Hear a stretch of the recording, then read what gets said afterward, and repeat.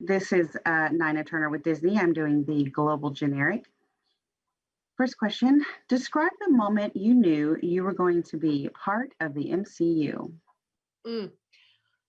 I found out I was going to be part of the MCU after a meeting I had, top secret meeting, which was also a whole new world for me, with the director, Matt Shakman, the amazing writer, Jac Schaeffer, and our producer, Mary Lavanos, in an office at Marvel, where I was escorted in and escorted out. Everything felt very top secret, and they laid out the idea for this show to me. And I was, in my wildest dreams, could not imagine a character or entrance in this world that would be more fun, more trippy, more surreal, or more delicious than this one. I mean, it's just, can't believe it. Still can't believe it. Can't believe I get to see I'm in the MCU, and that my first appearance is walking through a door in a 1950s black and white sitcom. Just makes zero sense to me. Why do you think fans love Wanda and Vision and their relationship so much? I think fans love Wanda and Vision, and their sweet relationship in the same way that I do. I can't speak for all fans, but I know that when I saw those movies with my kids, who are now older, but when I saw those movies for the first time, I remember through all of that, like, you know, beautiful mayhem and this like huge, all those huge set pieces, like I remember being so struck by this little teeny heartbeat in the middle of them, which was the chemistry between Lizzie and Paul and those two characters.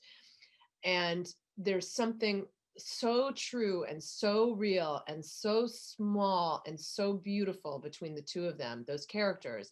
And I think that's why fans it really resonated with people, because in the middle of all of this grandiose, amazing superhero stuff that we have come to know and love, there was this teeny little love story. And I think that's why people are so excited about this series, is because it lets us drop into that and spend some more time with them that those big, beautiful movies have not afforded us to yet.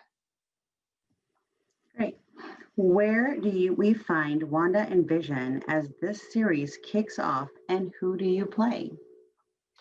We find Wanda and Vision as a newly married couple who have just moved to the town of Westview, which is a very nice suburb. It's a suburban town of, it's a very nice suburban town, and I play Agnes, their next door neighbor.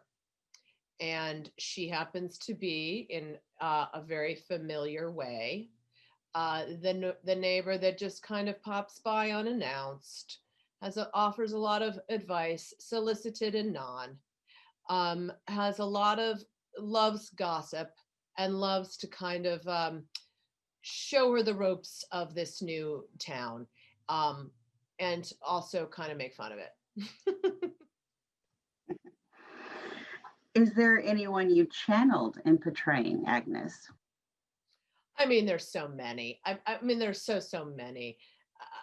You know, sitcoms are so embedded in like my personhood as like a comfort place, I think, from when I was a kid. And so like I see so many, like, there's Ethel, there's Evan Nora, there's the guy from Seinfeld, can't remember his name. There's like Lenny and Squiggy, or there's so many of these in every single sitcom that we know and love. There's that neighbor character that's always there with just like friendly advice, wanted or not wanted, that always happens to plop themselves on the couch, and almost seems to like just be living in the house, nothing about their own personal life, but they're just there. And I feel like I was so fun to pay homage to all those amazing actors and characters. What did you think when you first heard about the concept for WandaVision? I mean, I had them repeated to me a couple of times because it was very trippy. And then I was so juiced up and just inspired that Kevin Feige and all of them were going to take this kind of a artistic and creative just swing, because it is really truly unlike anything the MCU has ever done, and it is it's so multi-layered, and it is, I was just like mouth to the floor, like, how are you going to pull this off? And I am so pleased to say that it has, so far what I've seen has exceeded anything that I'm just so excited for the planet to see it. Great. How did you prepare for the classic sitcom style? I prepared for this sitcom style by just watching a lot of them. As a child myself, so I was already born ready.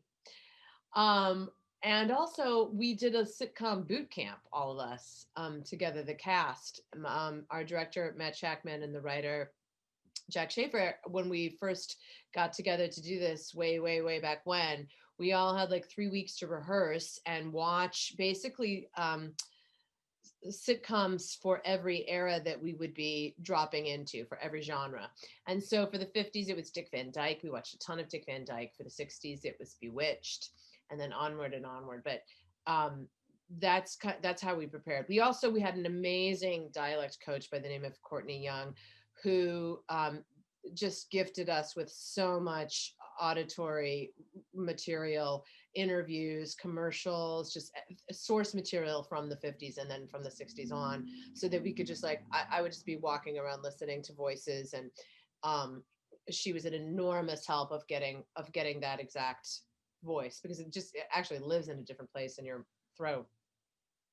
And so that was an enormous help. And then those costumes, I mean, Maya, the designer, is just a goddess. And once you put that corset on and you have to speak higher and wear those heels all the time and nylons, like, it's a whole other ball game. And it just makes me very grateful to be able to wear tennis shoes and sweatpants underneath this Zoom that you're watching right now. A lot of work. Can you describe the efforts behind the scenes, from costumes to production design to dialect coach, to ensure the classic style with authentic throughout each era? Yes, I mean, from every level of, in terms of production for this, the artists working behind the scenes to realize these eras were just mind-blowing. I mean, the production design was extraordinary, from every little detail in there. The costumes, as you could tell, Maya is just a wizard, and she just made such unbelievable, from the undergarments on, like you were in the period. She even dressed the background of the audience, for our live audience. I mean, the camera operators, I mean, she outdid herself. Everybody, the hair, the makeup, my team was unbelievable.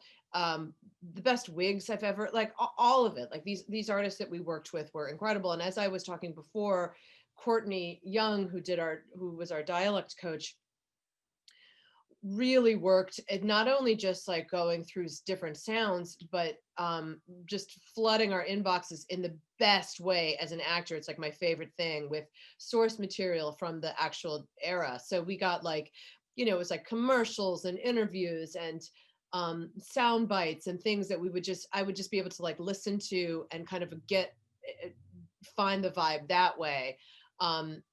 All of it. So from every department, we were just, for every era that we moved into, we were just like cocooned in that in that world and in that space, and really in that era. Like I was just blown away by the artists that worked on this. Props, like I mean, everybody was working at the top of their game. Now you talked about the costume. So what, did you have a favorite costume? Yes, I mean, I love that 50s costume so much. I mean, and it's so crazy because you can't see it. The black and white wardrobes are so beautiful, and if you were to see those in color, you can't believe how vivid and incredible they are. But because she knows exactly what colors, which is like beyond me, but because she knows what colors would pop the most in black and white and on that kind of in that kind of camera, she was able to pick the perfect ones to like. And just if you would have it's amazing to think of us walking around in those costumes that would never even be seen in these incredible colors. I mean, it was pretty amazing. Describe, you talked about this a little bit, but describe the experience of shooting episode 1 in front of the live audience. Yes, so we shot the 50s episode in front of a live audience. The live audience, which was of course very daunting, but the positive of it, and as an actor, it's like my dream, was that we were able to rehearse it together as a company, really, for like 3 weeks beforehand, and we were able to go through kind of like a sitcom boot camp almost. So we rehearsed it, I mean, to the T, because all of those things are all, obviously so much about just timing. It's like doors and yada yada yada yada. It's like, and all the things that you see Wanda doing in the kitchen, like those were, it's like period effects. So it's like wires and it's not like CGI or anything. It's all like wires and things like that. So it took a long time to rehearse. And the laughs that you hear are the laughs from the studio audience from the day that we shot it, which is also pretty incredible. Also, props to everybody that was sitting in there and kept that a secret for so long. I know you had to sign a gazillion things, but it's just pretty amazing that happened, and they that we were able to pull that off is pretty extraordinary. The script is written by Jac Schaeffer. The scripts were written so to the era that they're in. So the jokes, especially in the 50s, are so charmingly baked into the 1950s that I think that a lot of us were like wondering if a modern audience watching it live was going to find it funny. And we were so surprised once we got there as to how many laughs were coming. Like it was just such a charming, delightful, beautiful, nostalgic day, and we were racing around behind the scenes with quick changes and props, and I mean, it was mayhem in the best kind of a way. And it was like, I again can't believe that was my introduction to the MCU. Can you talk about working with Lizzy and Paul for the series?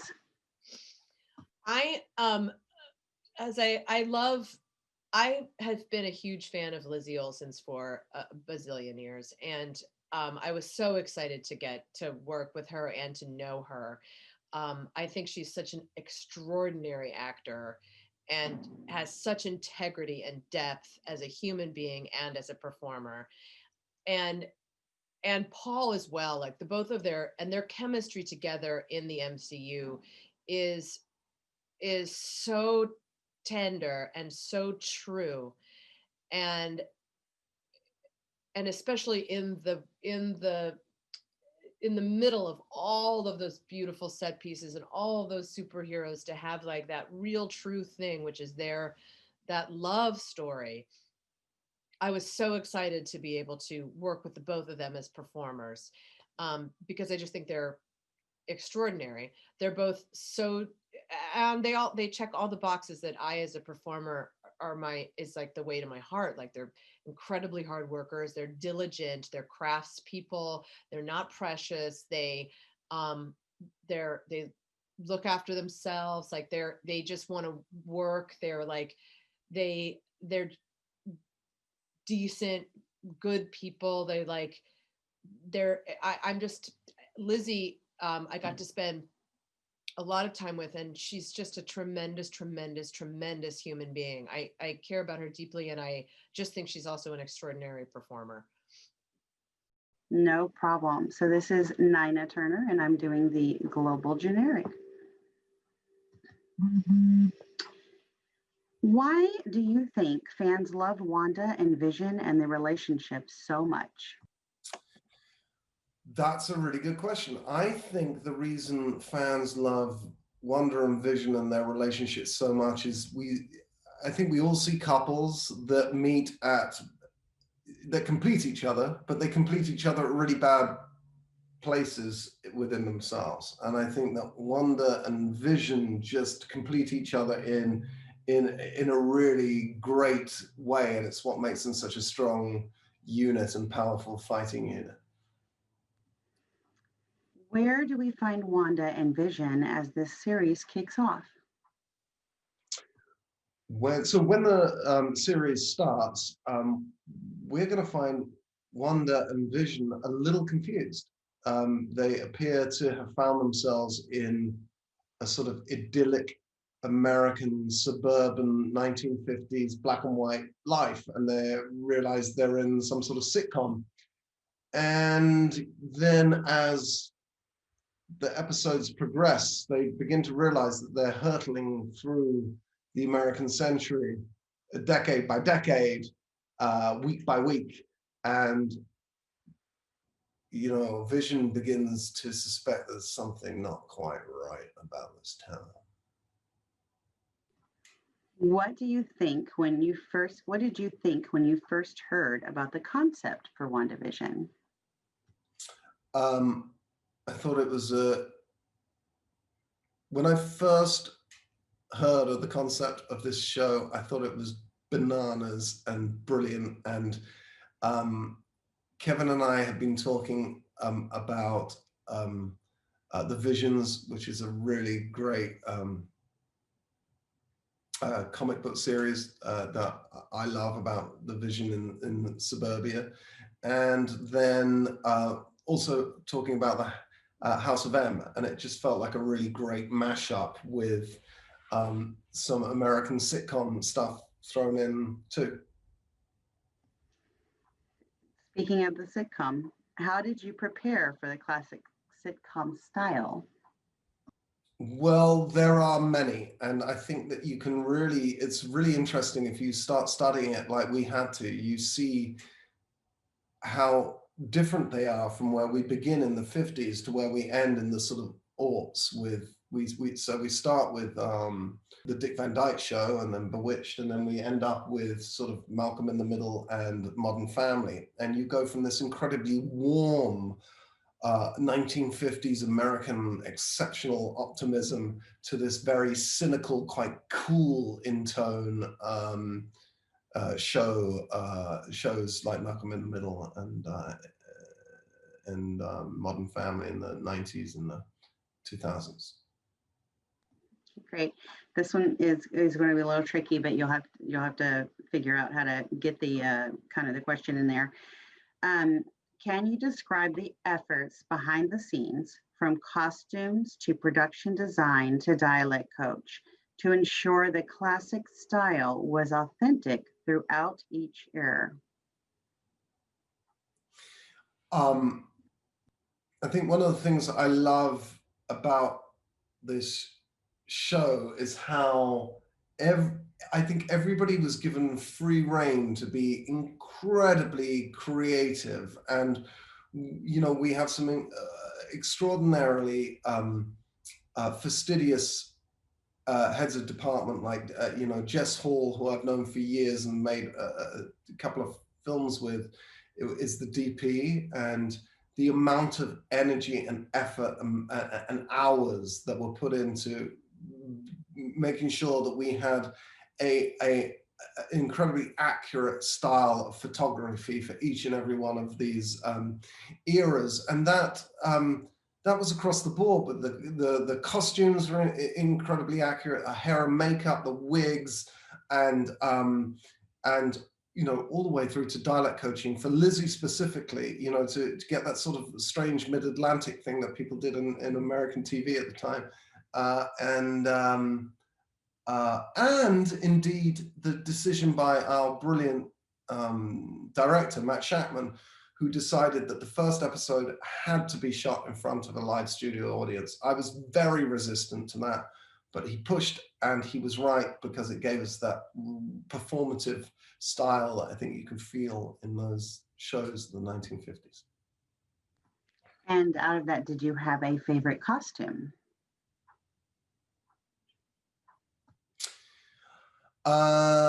If I am honest, my favorite costume was my ridiculous 1990s Halloween costume, which is an homage to the original Vision costume from the comics. And it made me look so ridiculous that it was very easy. I didn't have to work too hard for laughs.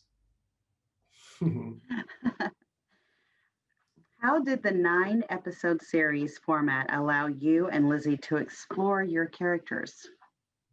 So when you're making these big movies, Avengers and so forth, Civil War and all of that, there are so many characters that necessarily your time on screen is curtailed, and you're having to pack an awful lot into a very short amount of screen time.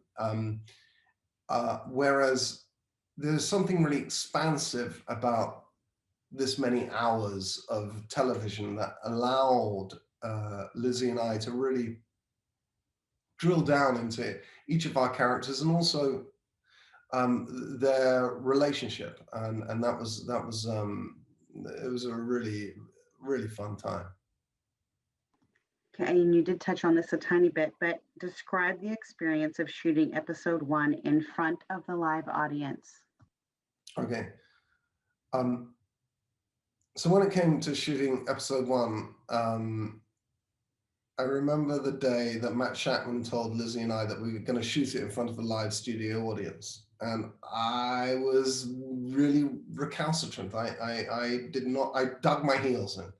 I was not keen on the idea. It had been 20 years since I'd been in front of an audience.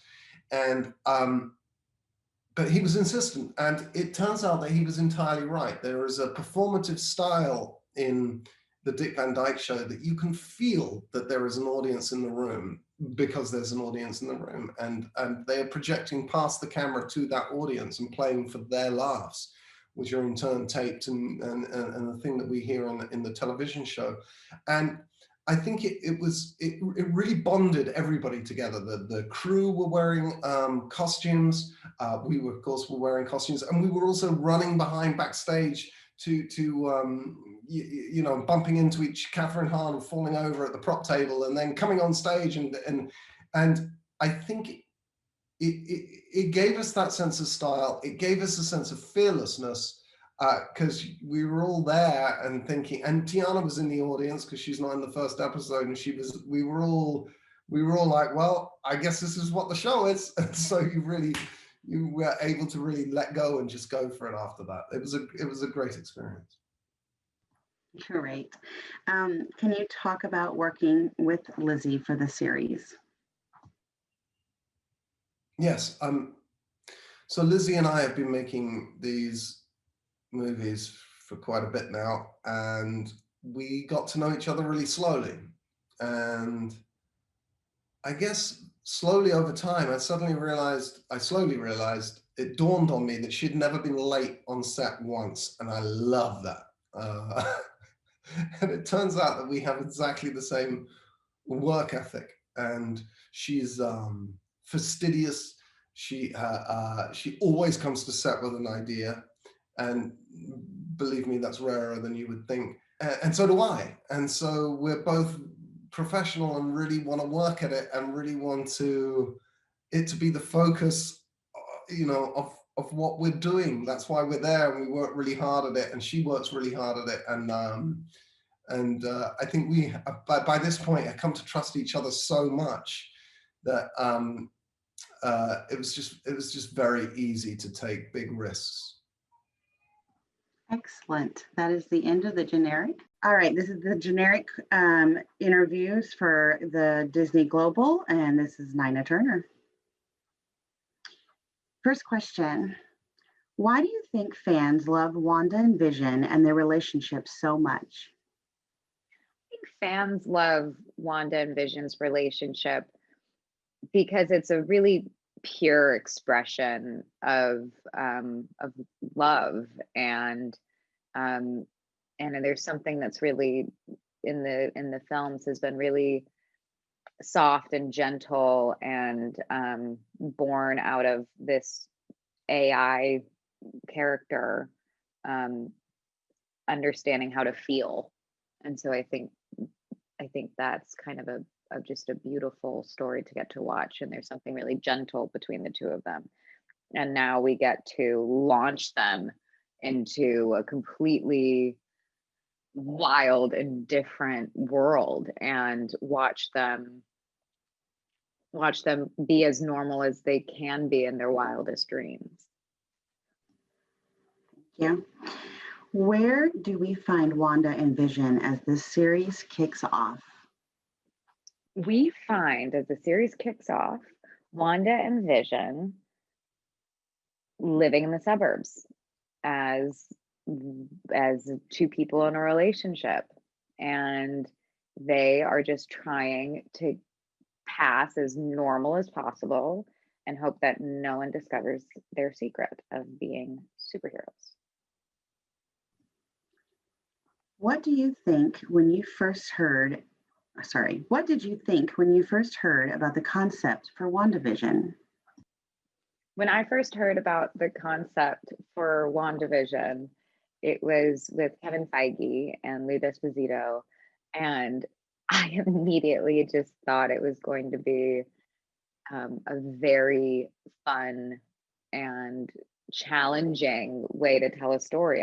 It's an amazing opportunity to kind of reinvent the wheel, and we get to challenge new audience members, hopefully, who don't know Marvel as well, and then we get to challenge our fans to watch a story unfold in a totally different way, but it is still 100% MCU through and through. But yeah, I immediately fell in love with the idea the moment I heard it. How did you prepare for the classic sitcom style? The preparation for all the sitcoms was started with boot camp.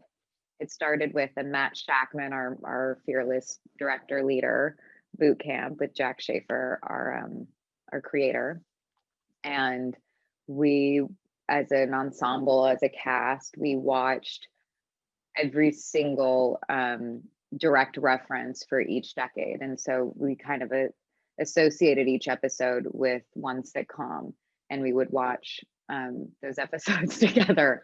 And then on top of it, you, as an actor, we're trying to tell these stories authentically through sitcom.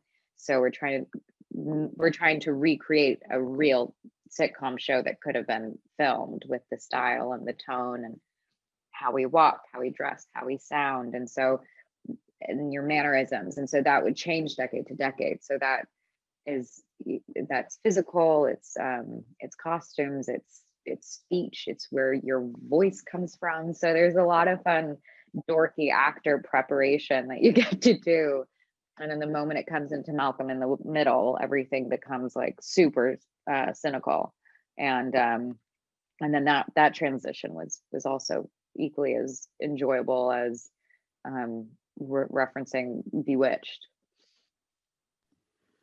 Great. Can you describe the efforts behind the scenes, from costumes to production design to dialect coach, to ensure the classic style was authentic throughout each era? And in addition, do you have a favorite costume? The effort that went into every single department on this show was beyond anything I had seen. The thing that's so lovely about being a part of the Marvel universe is the amount of time that is put into and detail that's put into our sets, that's put into our costumes. It's all it's some of the best craftsmanship that I've seen on a set ever. And it always continues to blow my mind in many ways. And then to take all that craftsmanship and really make it specific to every single decade. It was beautiful to watch, to pick out these vintage fabrics and even just building the underpinnings of the costumes, to think about the wigs and the different cuts you had to have a certain type of curl level, and the different you don't even think about this, but the different types of false eyelashes that you'd wear, the shape of the nails. Like, there's so much detail that went into what you see, and even like the love that went into our set design and our props. We have one plant that Kathryn brings over in the first episode, and that plant grows in every single episode, and you maybe would completely miss it, but it's there. So there's just all this, like, and our props guy, like Russell, he puts all these Easter eggs all over the place for our fans. And so the whole thing's just been kind of miraculous to watch it all come together. And I think it was one of the hardest jobs for every person on this show because of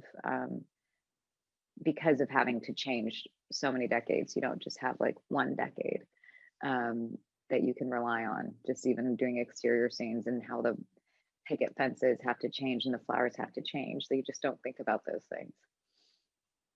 I would say my favorite costume was the 70s because I loved wearing a pregnant belly.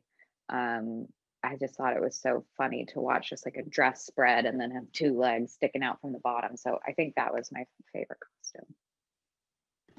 Okay, that's great.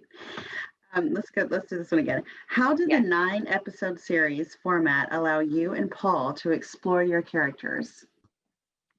The 9-episode format of our show allowed for so many in-depth realizations for both my character and Paul's character.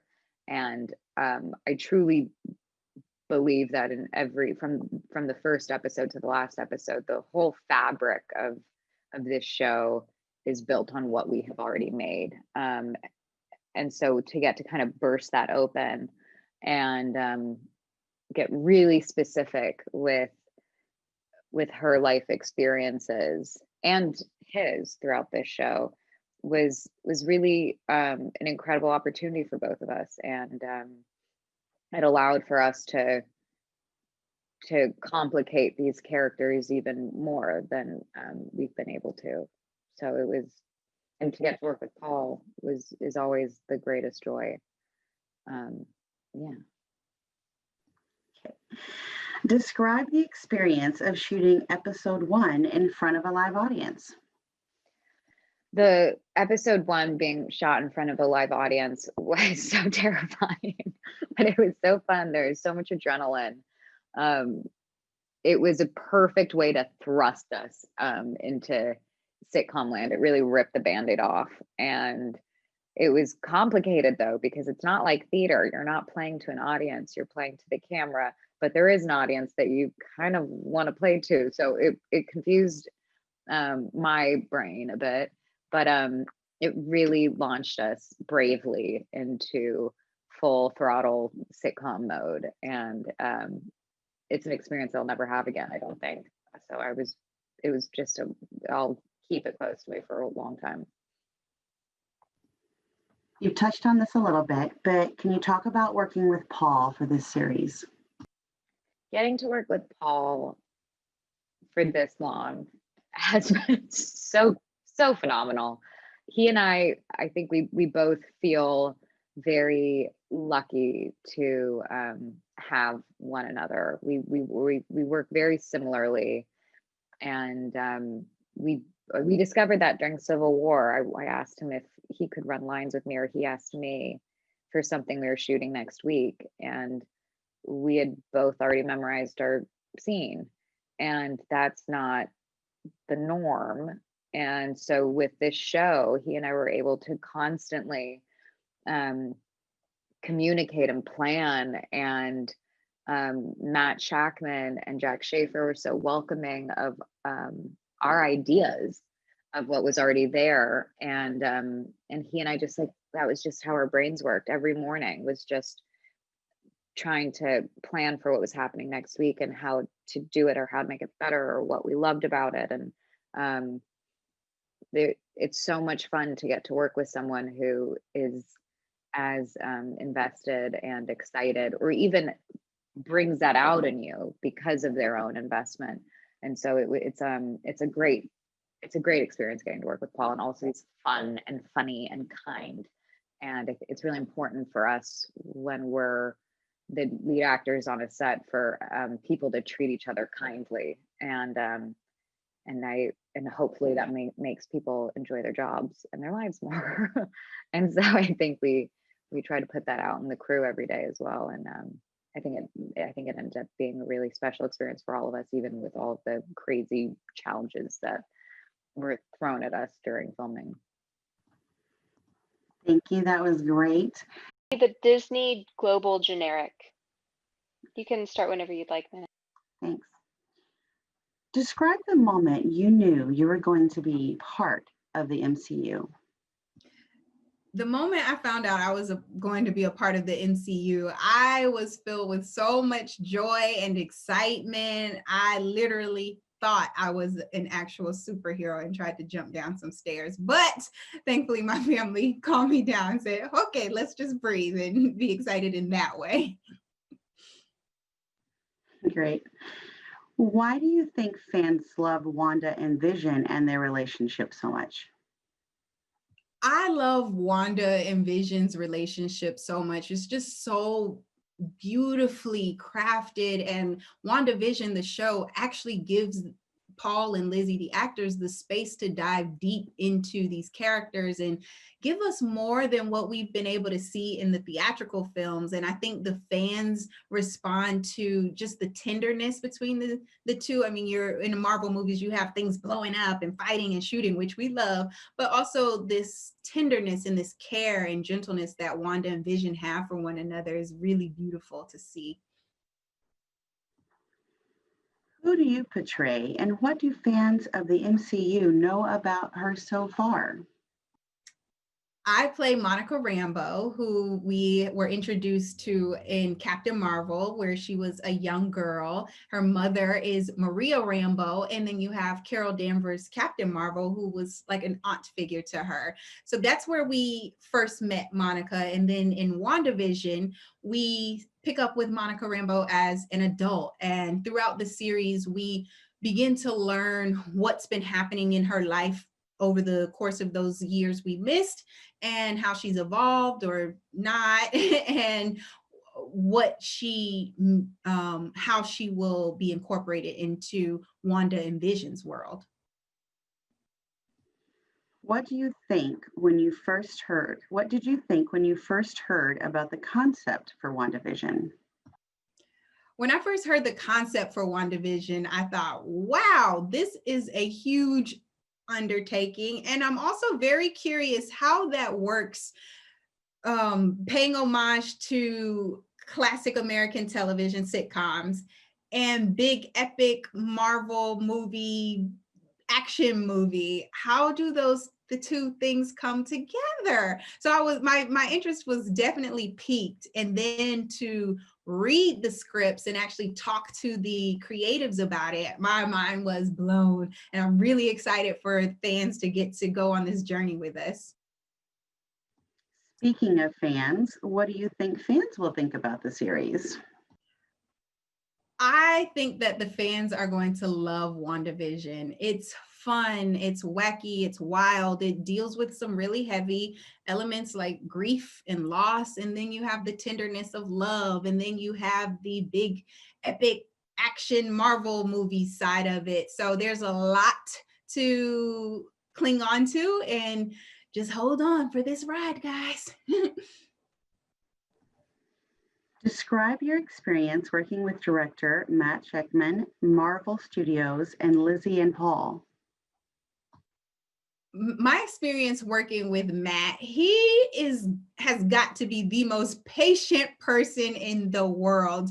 His level of calm and chill and we got this is beyond anything I've ever seen. It was really dope to work with him. I actually had worked with him previously on my first episode of on my first TV series as a recurring character on Mad Men. So to bring this full circle and get to work with him again, and he's from the sitcom world. He was a child actor, and so his knowledge and insight about the structure and the tone of this world was a huge benefit to all of us, and it was just a really good time.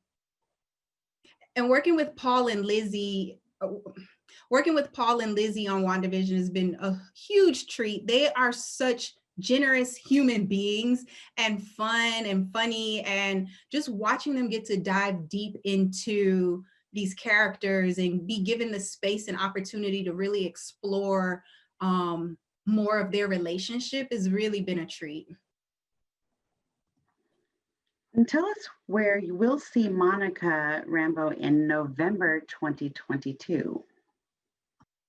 So not only do you get to see Monica in WandaVision, it was just announced that Monica Rambeau will also be in Captain Marvel 2. She'll be joining Miss Marvel and Captain Marvel, Carol Danvers, Captain Marvel in Captain Marvel 2. So I'm really excited about that. Explain how you came to WandaVision with both a directorial and an acting background in sitcoms. It seems kind of wonderfully inevitable that I ended up directing WandaVision because I grew up as an actor on sitcoms. I was on backlots and sound stages my entire childhood, but also as a director now as an adult, I do both comedy and drama and action and VFX stuff. So this project was a really wonderful melding of both my personal history as well as all the different things I love to do professionally. And as part of that question, how did you prepare your team and cast for the classic sitcom style?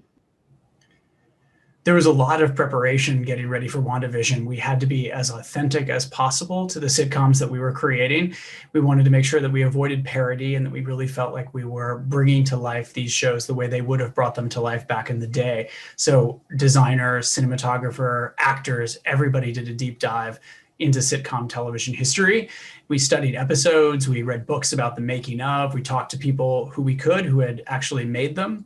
And for the actors in particular, we did a sitcom boot camp where we went through and watched multiple episodes and tried on different styles and tones. Why do you think fans love Wanda and Vision and their relationship so much? Wanda and Vision are an amazing love story. They have relatively little screen time in the Avengers films compared to, there's so many different characters and big events happening, but they make such an indelible impression, even in the short amount of time that we get to meet them. They are funny and charming. They clearly have this incredible connection, and they're so different. She suffered so much loss. She's fiery, she's powerful. He is this synthezoid who's a little bit human, but seems maybe more human than the rest of us, seems to know more about what it is to be human, and his calm, knowledgeable presence with her fiery, passionate one, it really is the ultimate opposites attract. Where do we find Wanda and Vision as this series kicks off? The series begins with Wanda and Vision living an idyllic life in a sitcom America, and where it goes from there is the mystery of the show. Can you describe the efforts behind the scenes, from costumes to production design to dialect coach, to ensure the classic style was authentic throughout each era? we were very careful in our attention to detail. We wanted to make sure the palette was accurate for each era and each show, that the red in the 70s was the actual red we wanted. We looked at, dialect coaching and coaching about just sort of physical presence, like how do you sit, how do you stand in different eras.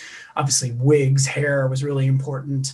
Costuming using vintage fabrics. Our costume designer, Maya Rubio, did a brilliant job recreating these eras, but also making them feel very focused on Wanda and Vision as characters.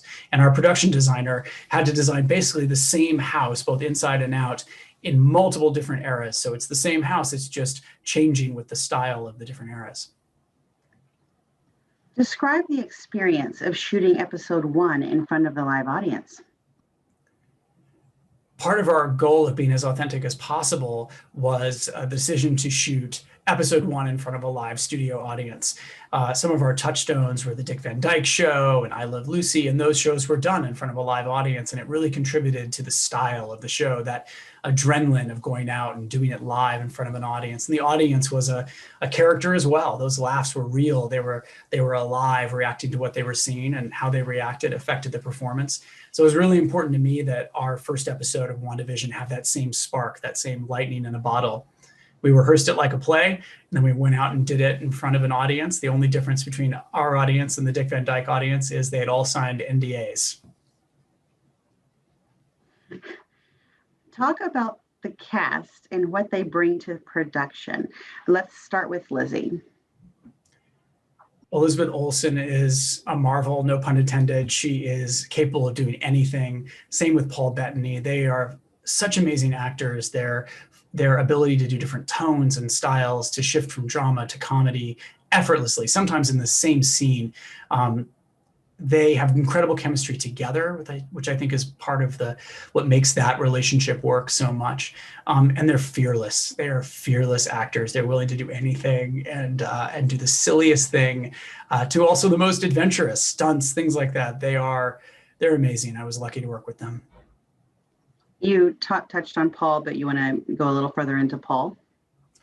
Paul Bettany comes from theater, which I think is part of what made him so successful, jumping around all of these different styles. They were very theatrical by nature, the Dick Van Dyke Show, some of the other sitcoms that we were looking at. And even though he's known for incredibly nuanced, beautiful film performances, he has that theatrical ability to kind of fill a room and adjust his performance to whatever the room and the moment needs. And also, I have to say, he's a ham, the most amazing, wonderful ham, incredibly funny. I'm so excited for the world to see how funny Paul Bettany and Elizabeth Olsen are. And what about Kathryn Hahn? Kathryn Hahn is a miracle. She reminds me of Robin Williams in a way. She can do drama and comedy so brilliantly, often at the same time. And yet she can also move you. She has the heartbreaking performances I've seen from her over the years. I mean, she's a one of a kind, and having her in this ensemble with Paul and Elizabeth, Teyonah Parris, I really needed a whole bunch of actors like that who are capable of doing anything and shifting on a dime. And Teyonah Parris. I worked with Teyonah Parris years ago on Mad Men. She was new to the show that year. I was new to the show that year. I loved working with her. She is amazingly talented. She comes from the theater like I do. We have a similar sort of approach and background. She is capable of doing any tone or style. She's incredibly funny, a brilliant comedian, as well as just a fabulous dramatic actor. So I'm excited for the world to see what she does in this show. It's pretty amazing. Explain your cinematic approach to this series, why it is important, and how that was achieved. The show is a director's dream. It requires recreating these sitcom classic television shows, as well as full MCU action. And also it will delve into a world that sort of merges those two as well. For me, it was an opportunity to use kind of every tool in my toolkit that I've collected directing comedy and drama and action over the years, and also to find some new tools, because this show is such an original piece that it required sort of constant innovation to keep up with it. And what is the benefit of this story being shared via Disney Plus versus on the big screen? The big screen stories are amazing, but in 2 hours, you have a limit to how deep you can go into telling a story. But with WandaVision, we're able over 9 episodes to go really deep into Wanda and Vision's relationship, and to hopefully move them forward into a place where one or both can venture off into other MCU properties.